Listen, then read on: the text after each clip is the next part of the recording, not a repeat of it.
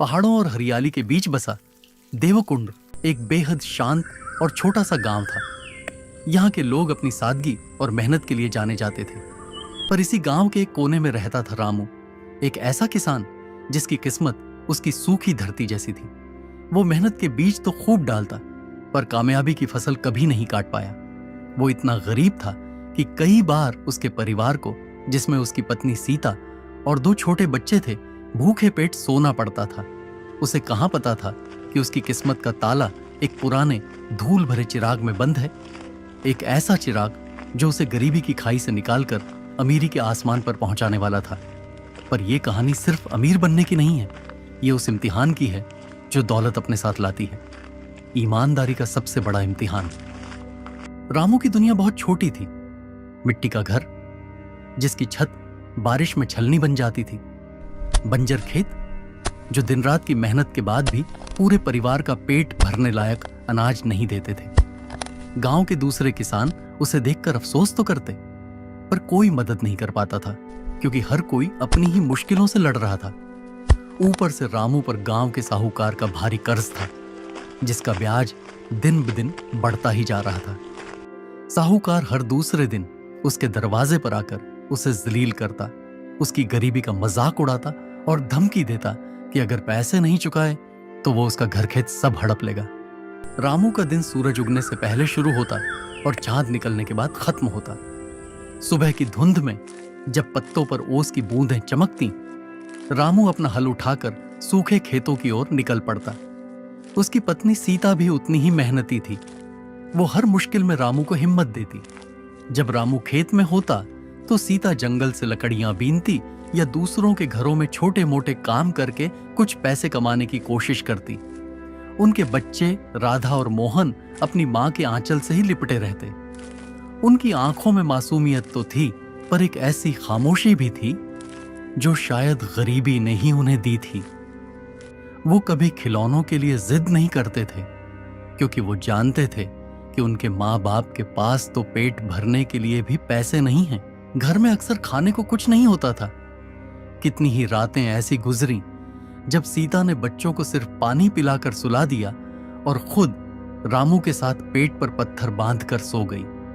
जब रामू अपने बच्चों के भूखे चेहरे देखता तो उसका दिल टूट जाता। वो रात रात भर जाग कर सोचता, आखिर मेरी मेहनत में क्या कमी है?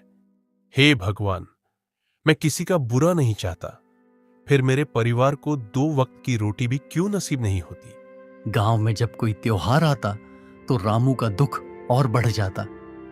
जब दूसरे बच्चे नए कपड़े पहनकर मिठाइयां खाते तो राधा और मोहन अपनी झोपड़ी के दरवाजे से चुपचाप उन्हें देखते रहते।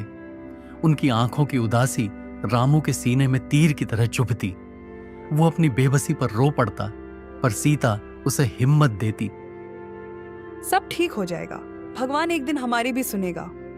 पर अब रामू की उम्मीदें दम तोड़ रही थीं।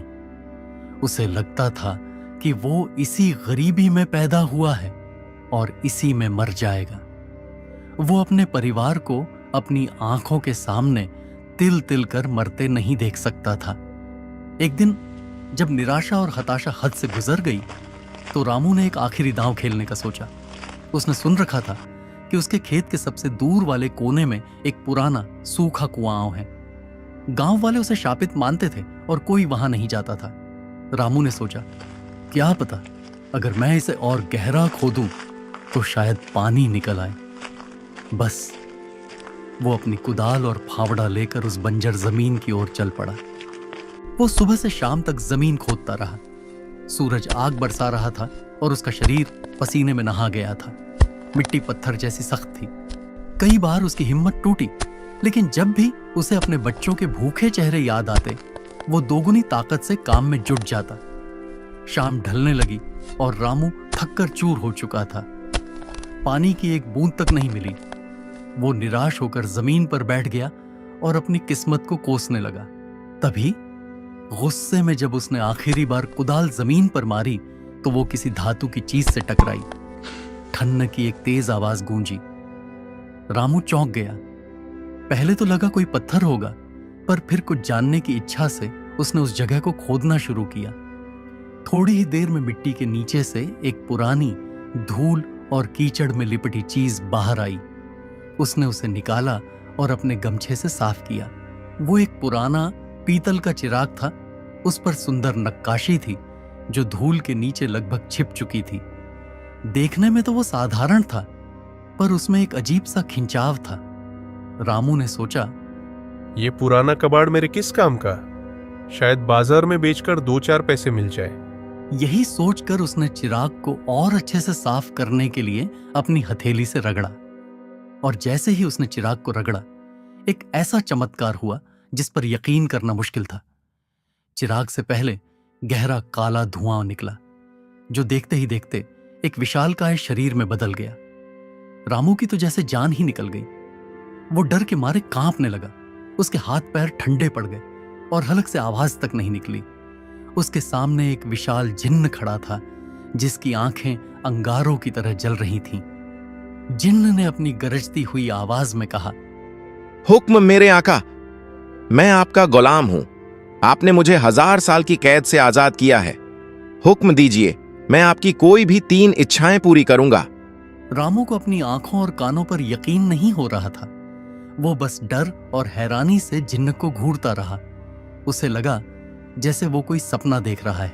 जिन्न ने रामू की हालत देखकर नरमी से कहा, घबराइए नहीं आका, मैं आपको कोई नुकसान नहीं पहुंचाऊंगा।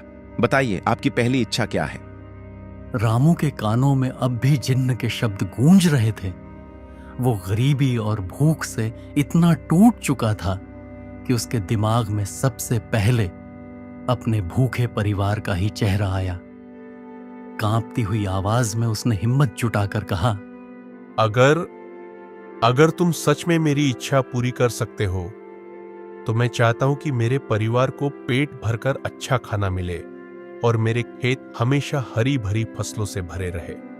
जिन्न मुस्कुराया और बोला, जो हुक्म मेरे आका। उसने चुटकी बजाई और पलक झपकते ही रामू के सामने तरह तरह के पकवानों से भरी थालियां आ गईं। उसी पल जब रामू ने पलटकर अपने बंजर खेत की ओर देखा, तो उसकी आंखें फटी की फटी रह गईं। जहां कुछ देर पहले सूखी दरारों वाली जमीन थी, वहां अब सोने जैसी गेहूं की फसल लहलहा रही थी। रामू की आंखों से खुशी के आंसू बहने लगे। वो भागकर घर गया।